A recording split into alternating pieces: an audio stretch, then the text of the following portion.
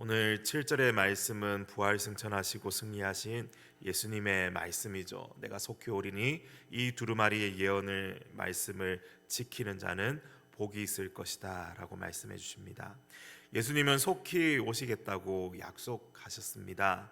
그런데 주님의 다시 오심이 우리 생각만큼 빠르지 않은 것 같습니다. 한국 사람의 기준으로 속히 빨리라는 뉘앙스가 지금 당장 지금 당장으로 여길 만큼 우리가 너무 급한 성격을 지녀서 그런지 예수님이 빨리 오신다는 의미를 대할 때마다 왜 아직도 이루어지지 않는가라고 그렇게 의문이 들 때가 있습니다. 그러면서 이 부분에서 주님께서 주신 이 시간을 방종으로 채우는 사람들이 생깁니다. 긴 시간 동안 주님을 바라보다가 세상으로 한눈을 팔게 되는 것이죠. 그래서 예수님께서도 이미 이런 세태를 말씀하신 적이 있습니다. 열처녀 이야기죠. 열처녀가 신랑이 오기를 기다리면서 다섯은 지혜롭게 행하고 다섯은 미련하게 행하였다고 경고하셨습니다. 신랑이 오기를 기다리지만 신랑이 더디 오게 되면서 깊은 밤이 되어 다들 졸며 잠이 들어버립니다.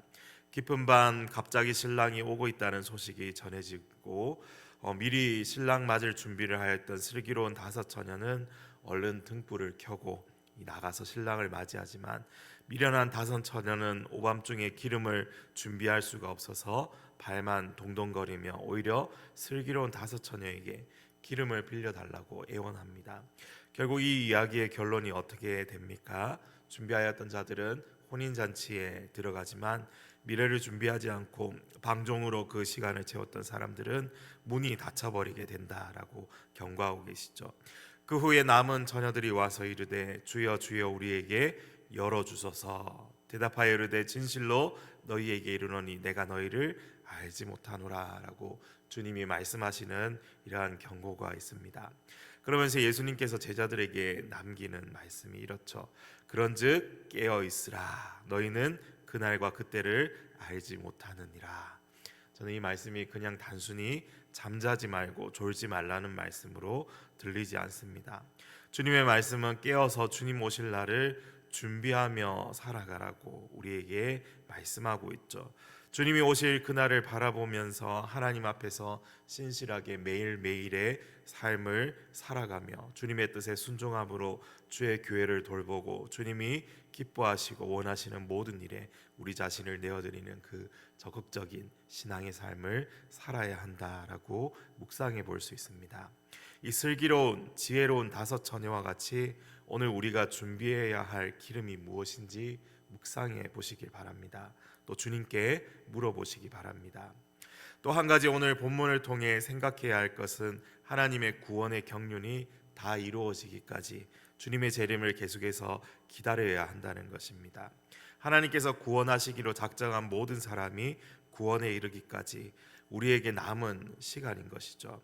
그러니까 주님의 재림이 지연되거나 취소되는 것이 아니라 하나님의 때, 하나님의 정한 시간이 있다는 사실을 우리는 늘 인식하고 기억해야 합니다. 그러면 이렇게 재림을 기다리며 이 땅을 살아가는 주의 성도들이 해야 할 일이 무엇인가? 우리 7절 말씀을 다시 읽어보겠습니다. 보라, 내가 속히 오리니 이 두루마리의 예언의 말씀을 지키는 자는 복이 있으리라. 아멘. 너무 간단 명료하죠. 주님이 주신 말씀을 지키며 살아가는 것. 조금 더 구체적으로 11절에 나오듯이 불의를 행하지 않고 자신을 더럽히지 않으며 주님께서 주신 그 의를 덧입고 거룩함을 지키며 살아가야 하는 것입니다. 우리 11절 한 번 더 읽습니다. 불의를 행하는 자는 그대로 불의를 행하고 더러운 자는 그대로 더럽고 의로운 자는 그대로 의를 행하고 거룩한 자는 그대로 거룩하게 하라. 그리고 이렇게 주님의 재림을 기다리는 자들은 주님이 주실 상을 바라보며 살아가는 사람들인 것입니다. 우리 12절 말씀입니다. 보라, 내가 속히 오리니 내가 줄 상이 내게 있어 각 사람에게 그가 행한 대로 갚아주리라. 아멘. 우리가 섬기는 주님은 행한 대로 갚아주시는 주님이시고 참고 기다리며 믿음으로 자신을 지키며 주님의 나라를 위해 살아가는 자들을 위해 상 주시는 이심을 믿습니다. 이러한 상급에 대해서는 예수님께서 말씀하신 달란트 비유, 문화의 비유, 포도원 품꾼의 비유 등 자주 말씀하신 주제이기도 합니다.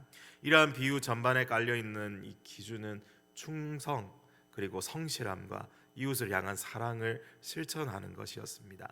그리고 중요한 것은 포도원 품꾼의 비유처럼 일찍 일하러 가나 늦게 일하러 가나 우리 주님의 주권적 은혜로 모든 일들이 진행된다는 것을 이 성경이 확인해 주고 있죠. 사랑하는 성도 여러분, 오늘 우리는 본문의 말씀을 통해 하나님이 다스리시는 그 나라의 백성으로 그 나라에 들어가기까지 주님의 말씀을 지키고 정결함과 이 거룩함으로 살아야 한다는 사실을 다시 한번 말씀을 통해서 우리가 되새기면 좋겠습니다. 여러분, 이 말씀을 주신 분이 누구입니까? 이어지는 말씀은 이렇게 주님을 표현합니다. 이 약속을 주시는 주님은 알파와 오메가이시고 처음과 마지막, 시작과 마침이 되시는 분이십니다. 이 일을 이루시기에 능력에 부족함이 없으시고 놀랍도록 정확하고 무오하게 성취하실 주님이십니다. 시간의 주인이시며 모든 만물을 창조하시고 다스리시며 마지막 날에 판단하실 주권자가 되십니다. 그런 주님을 섬기며 살아가는 우리가 영원하지 않은 세상의 것들에 온통 마음을 빼앗기며 미련한 다섯 처녀처럼 살아가는 것이 아니라 오늘 하루도 기름을 준비하며 주님 앞에서 자신을 지키고 믿음으로 주님이 기뻐하시는 이 순종의 걸음을 걸어가야 하겠습니다. 오늘도 이런 마음과 태도로 믿음의 등불을 켜고 신앙의 길을 꿋꿋이 걸어가며 주와 동행하며 마지막 때를 살아가는 우리 세중앙 영가족들이 되시기를 간절히 소망합니다.